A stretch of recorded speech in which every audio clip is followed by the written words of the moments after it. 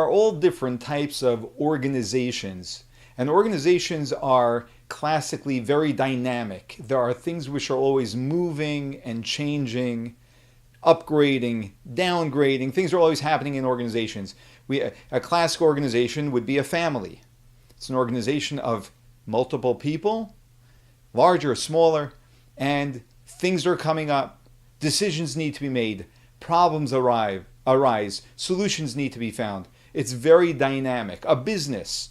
Anyone running a business, things are always moving and happening. If that business is working, things are happening. It's very dynamic. Problems come up. Solutions are discovered. Things change from this to that.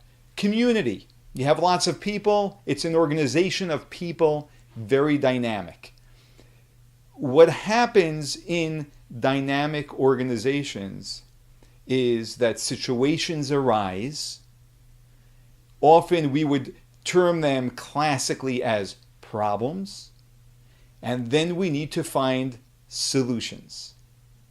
And I can tell you as a rabbi in a community that there are certain people who always come to me and they point out the problems. And to be honest with you, most problems do not require a very sophisticated eye to discover. Everyone can see those problems. And therefore, it doesn't require any skill to point out the problem. But some people are problem-oriented. There's another type of a person, and that's the person I try and encourage people to be. Because when people bring a problem to me, I ask them, so what is the solution? Hoping to encourage them to become solution-oriented people. So you can come to me and say, here's the problem, and I think we can fix it this way.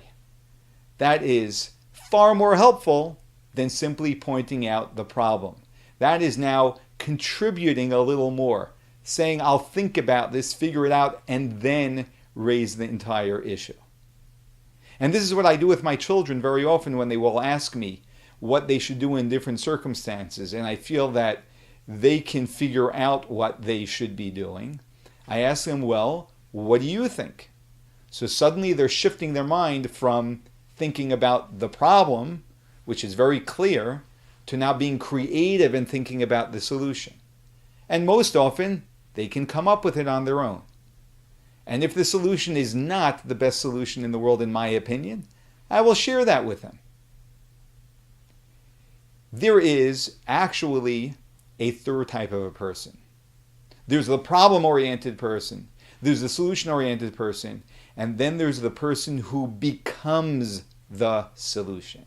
They're not satisfied with finding the way to solve the problem. They're not satisfied until they have actually solved the problem. They literally take the situation in their own hands and they begin to implement the solution. And of course, this is the best of the three.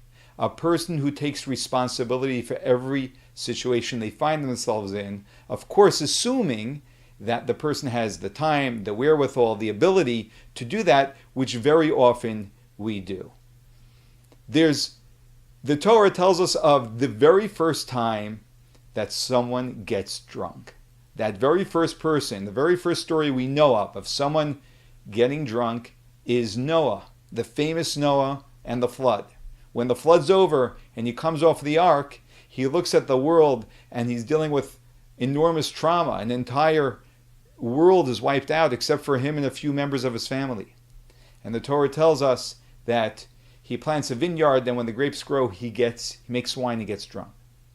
And Noah had 3 sons. Each of his 3 sons responded to the discovery of their father being drunk in a different way. The first son, Ham, is the one who discovers their father laying unclothed in a drunken stupor on the floor. He notices it, and what does he do? He goes to his 2 brothers and he informs them of what happened with their father. Problem-oriented. He states the problem. And then the Torah tells us that Noah's other two sons, Shem and Yefes, both take a blanket and they walk backwards so as not to see their father in this state, and they cover him. But there's something very distinct that the Torah mentions when it speaks of them taking this blanket. Two people take a blanket, so the Torah should say they took the blanket. Instead, it says, and Shem took, Vayikach, and he, singular, took the blanket. Not they. And our commentary Rashi tells us exactly why it says he took and not they took. Because the two brothers who took the blanket took it in very different ways. They both knew what the solution was. But it was Shem who, as Rashi says, nisametz, he exerted himself to step forward and implement the solution, and his brother Yefes tagged along. So they both did it, but Shem took responsibility for making the solution happen, for implementing the solution. And in fact, Shem is rewarded uniquely because he decided not only to be solution-oriented, but to actually implement the solution. Every single one of us knows when we've had challenges in our life and we shared it with other people, there are some rare individuals who don't just listen to us and say, oh yeah, that's so terrible. They don't only give us advice and say, you should do such and such, which could be very helpful advice.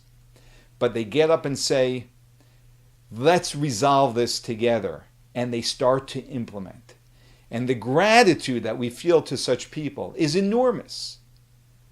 Because it's so special when someone is not only solution-oriented, but they implement the solution that they discover. And you and I can do that very same thing every time a problem arises in our life. Not to just understand the problem, but seek to discover the solution. And don't stop by discovering the solution, but become an implementer. And you will become an invaluable resource to the people in your life and to those around you. We are descendants of Shem. We need to be solution implementers.